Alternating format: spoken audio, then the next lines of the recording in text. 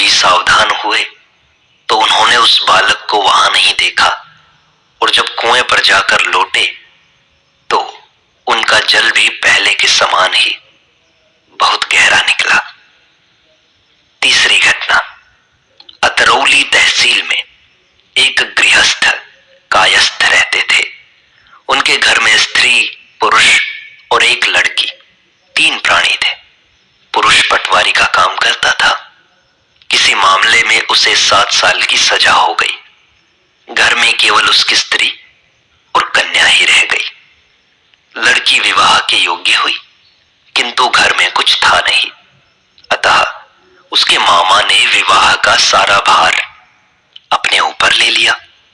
विवाह पक्का हो गया, किंतु जब विवाह के 3-4 दिन रह गए तब किसी कारण से मामा ने साफ इनकार कर दिया। बारात आने वाली है, विवाह का दिन है, किंतु घर पर कुछ भी तैयारी नहीं है। बेचारी स्त्री अत्यंत दुखी होकर घर की एक कोठरी में जा पड़ी।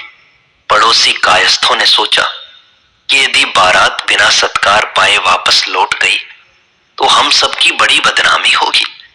यह विचार करके उन लोगों ने आपस में कुछ प्रबंध करके भट्ठी खुदवाना शुरू किया। सब लोग बैठे थे, भट्ठी खुद रही थी। इतने में भट्ठी की खुदाई में एक घड़ा निकला। लोगों का ध्यान दूसरी ओर था, अतः खोदने वाले दोनों आदमियों ने मिलकर उसे उड़ाना चाहा। उनमें से एक आदमी उसे कपड़े में लपेटकर किसी बहाने से बाहर ले जाने लगा। भट्ठी खुदने की जल्दी थी, अतः लोगों ने कहा, भाई काम छोड़कर कहां जाते हो? कुछ बहाना बताकर आगे बढ़ा। लोगों को ऐसे समय उसका जाना बड़ा बुरा लगा, अतः एक ने उठकर उसे रोका तो देखा उसके पास कपड़े में लिपटा हुआ एक घड़ा है। उसे निकलवाकर सबने देखा तो उसमें 500-700 रुपए निकले। देखते ही सब लोग बोल उठे, भाई यह तो इस लड़की के भाग्य से निकला है, तुम इसे कहां लिए जाते हो? बस सबने जाकर लड़की की मां को सूचना दी और उस रुपए से ही लड़की का विवाह संपन्न हुआ। इस प्रकार भगवान ने उसकी करुणा पुकार सुनी। अलीगढ़ में एक कायस्थ घराने में 2 लड़के थे। उनमें से एक को संग्रहणी हो गई। अनेकों वैद्य डॉक्टरों से इलाज कराया गया। उसमें घर का सारा जेवर समाप्त हो गया, परंतु लाभ कुछ हुआ नहीं। दैव योग से वहां कोई महात्मा आए।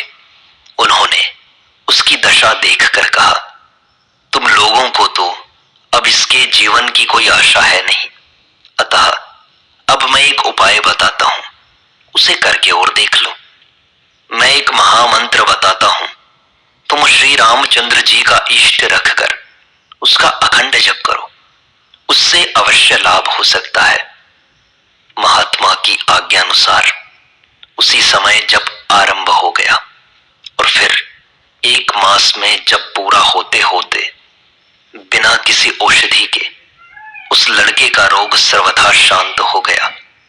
फिर तो उसकी ऐसी स्थिति हो गई कि उसे हर समय श्री राम, सीता और लक्ष्मण अपने साथ ही जान पड़ते थे।